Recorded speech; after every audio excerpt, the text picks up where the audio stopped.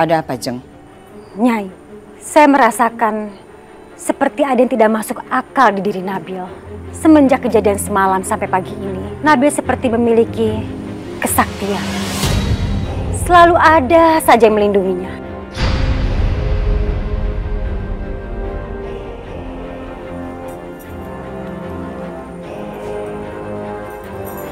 Dan yang lebih membuat saya jengkel lagi, Nabil dan Nabila sudah semakin akrab. Dua anak kecil yang membuat saya begitu muak.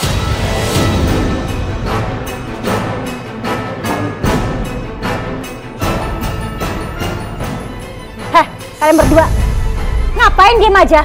Nunggu perintah saya lagi. Sementara anak itu tenang aja. Iya, baik-baik. Saya permisi. Nabil memang anak yang penuh dengan misteri.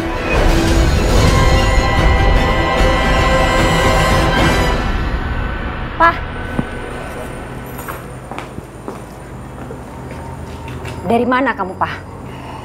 Cari Nabila. Nabila kemana ya? Kok nggak ada di villa? Padahal Supri udah kembali.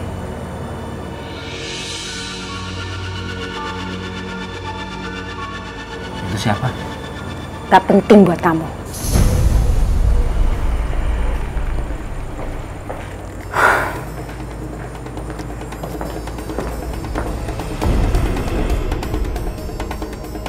Siapa pria yang tampan itu? Suami ketiga saya, Nyai.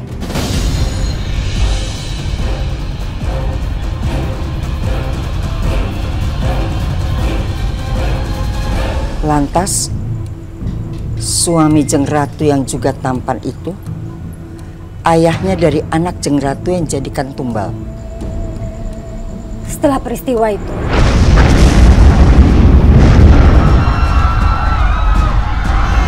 sini bayi saya. Ayo mereka masuk.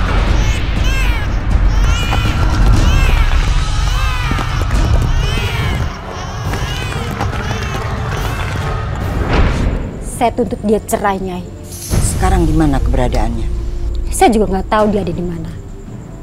Tapi saya dengar kabar dia pergi entah kemana karena stres berat. Jadi ini gimana, Nyai? Saya khawatir kalau kekuatan Nabil itu bisa menghalangi segala rencana saya. Kita harus terus awasi Nabil sampai kita temukan kelemahannya. Caranya gimana, Nyai?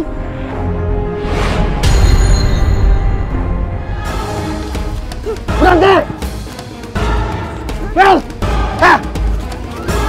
Berhenti! Berani dikit apa lari lu? Nabil! Lari kemana lo?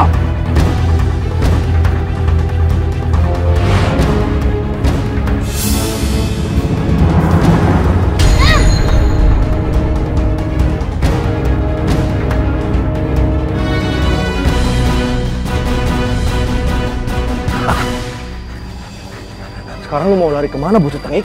Bangun lu! Mau lari kemana pun lu gak akan pernah bisa lari lagi.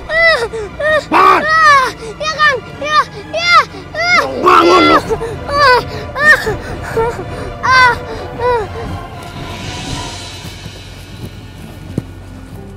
Neng, yang sabar ya, Neng. Pak, Bapak kenapa sih nggak belain si Nabil? Bapak nggak berani, Neng. Neng Nabila, biar saja tuh. Sebentar lagi teh si Nabil bakal KO alias Mae.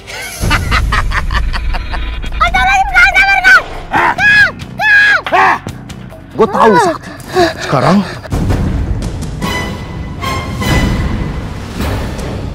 Astagfirullahaladzim. Ya Allah, aku mau ditimpuk pakai batu segede gitu. ini yang bakal ngancurin kepala. Sekarang kita lihat, apa lu bener-bener sakti? Lu gak minta tolong sama siapa di sini ada dengar?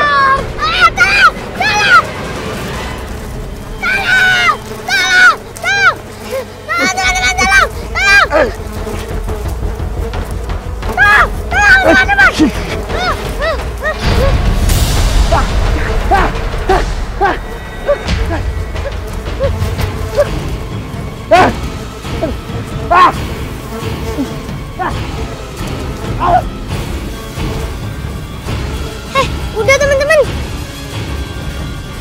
Udah biarin ikutin, biarin dia pergi.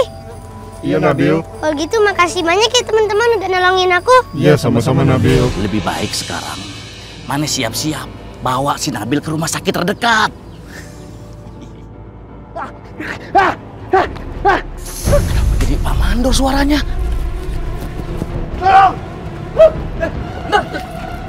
Kunaon Mandor? Kenapa jadi bintik-bintik dia? Kunaon Mandor? Serang. Bisa diam tidak? Cicing mana?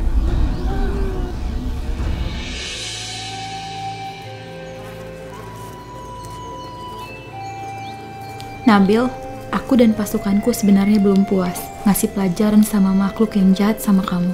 Ya aku sih kasihan aja teman. Dengan manusia seperti itu, kamu masih kasihan juga Nabil? Apa kita serang lagi itu manusia jahat? Setuju. Mari kawan-kawan, kita serang manusia-manusia jahat itu. Bagaimana pendapatmu Nabil? Ya mudah-mudahan aja sih setelah kejadian ini Kang Mandor bisa cepat sadar ya teman-teman. Baiklah kalau begitu. Itu Nabil.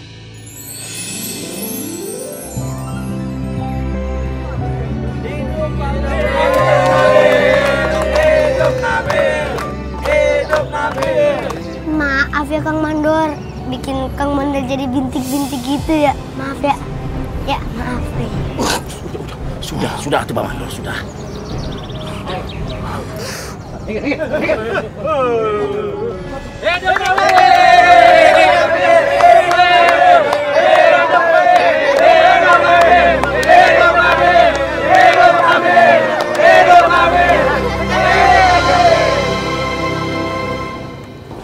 Ma, Papa mau bicara sebentar.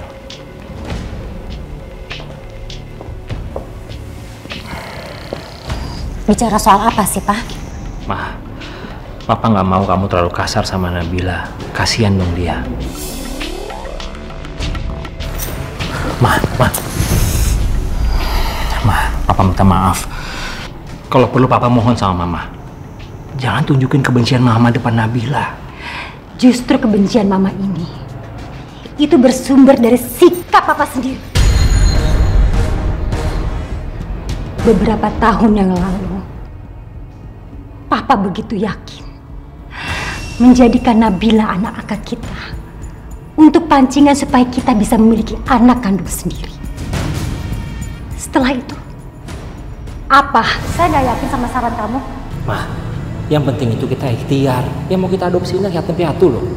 Mudah-mudahan aja Allah mengabulkan doa kita supaya kamu cepat punya keturunan.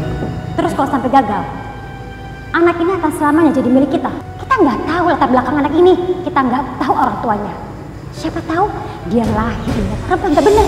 Ma, kamu ngomong gitu sih?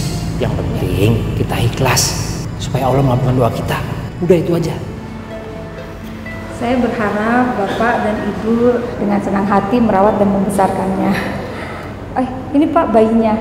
Usianya baru menginjak 9 bulan, Pak. Wah, bayinya lucu banget ya. Namanya siapa, Bu? Saya memberi nama dia Wati, Pak. Wati? Ayah, Pak, Bu, saya permisi sebentar ya. Saya mau mengurus kelengkapan surat-suratnya. Silakan, Bu. Permisi, Pak, Bu. Saya nggak suka sama namanya. Kampungan. Saya ingin namanya Nabila. Ya. Mau kamu gendong nggak? Enggak. Kalau bisa dipipis gimana? Repot baju saya bagus semuanya. Kok kamu kayak gitu sih? Kamu ikhlas gak sih ngadopsi anak ini sebagai anak pancingan? Iya, ikhlas.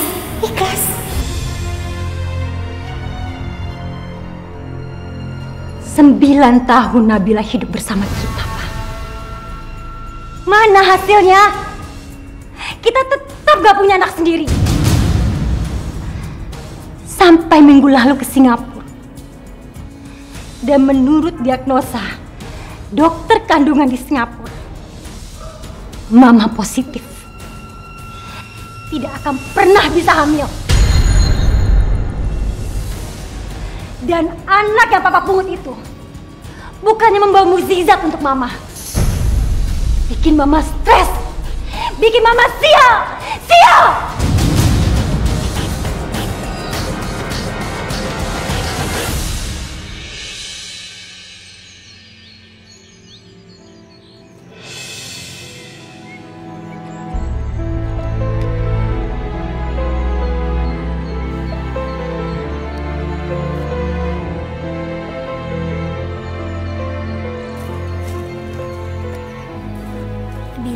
Kamu ngapain di situ?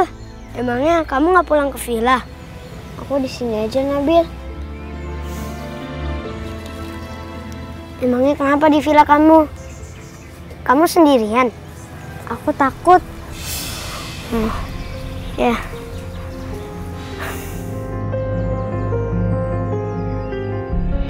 Ma, Papa cuma ingetin sama Mama. Nabila itu dari bayi tinggal sama kita. Dan Papa udah anggap dia sebagai anak kita sendiri. Kita? Hah? Kita?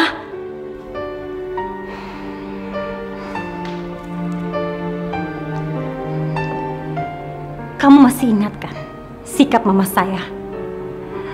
Ratu Kanjeng Larasati. Begitu dia tahu kalau Nabila itu bukan anak saya, dia sangat murka sama saya. Ma, kita nggak perlu bahas sejauh itu. Yang jelas sekarang, Nabila udah jadi bagian keluarga kita kan? Bukan kita, tapi kamu sendiri, Pak. Sampai kapanpun, Nabila tidak akan menyatu dengan keluarga saya. Karena saya masih keturunan darah biru ningrat. Sementara Nabila, dia keturunan darah kotor. Gak usah keras-keras. Nanti kedengeran sama orang gak enak dong. Emang itu kenyataannya, Pak? Kenapa harus ditutupi?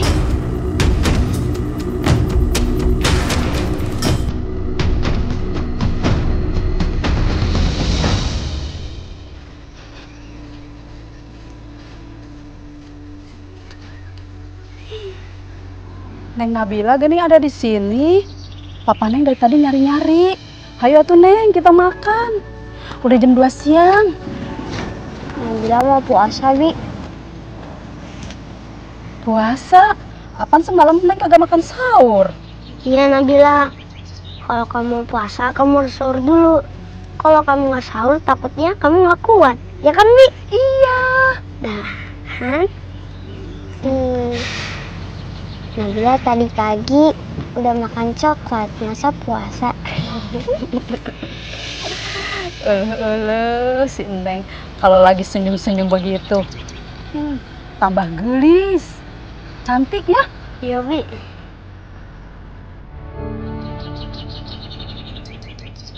Yaudah Nabila, kalau gitu kamu makan dulu ya. Pasti papa kamu nyariin. Ya, Bi ya? Iya. Tuh, ayo. Kamu udah nyariin. Iya, ayo.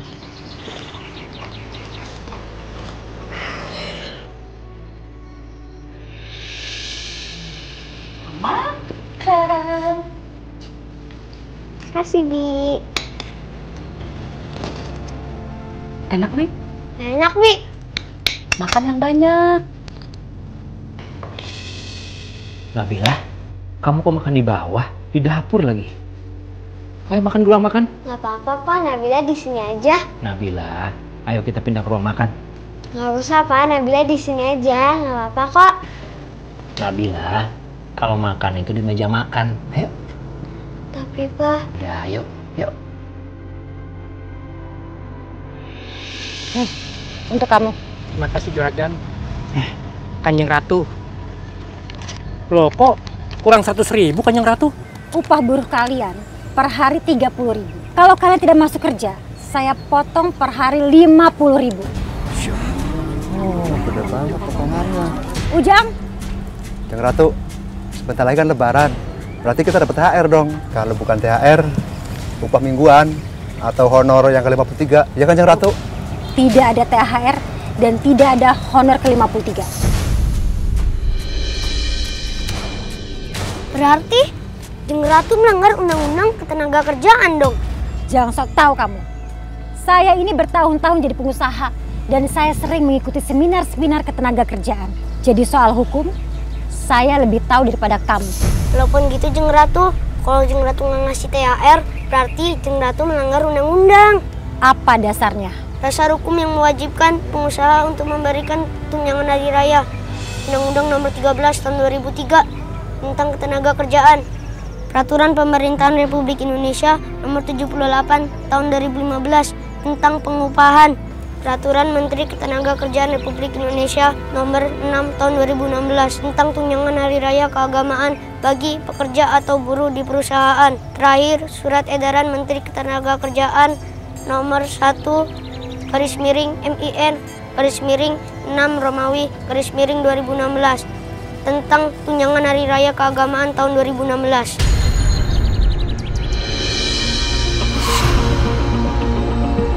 Nabil, Bapak mah tidak mengerti yang namanya undang-undang atau edaran. Bapak mah maunya THR gitu, Nabil. Ini anak kenapa bisa cerdas begini? Bagaimana Jeng Ratu? Apakah kita dapat THR? THR! THR!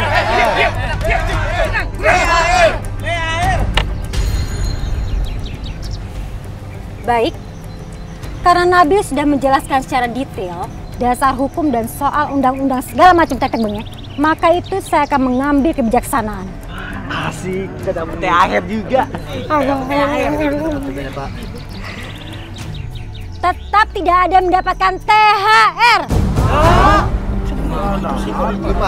Gimana sih? Ada THR. Masih.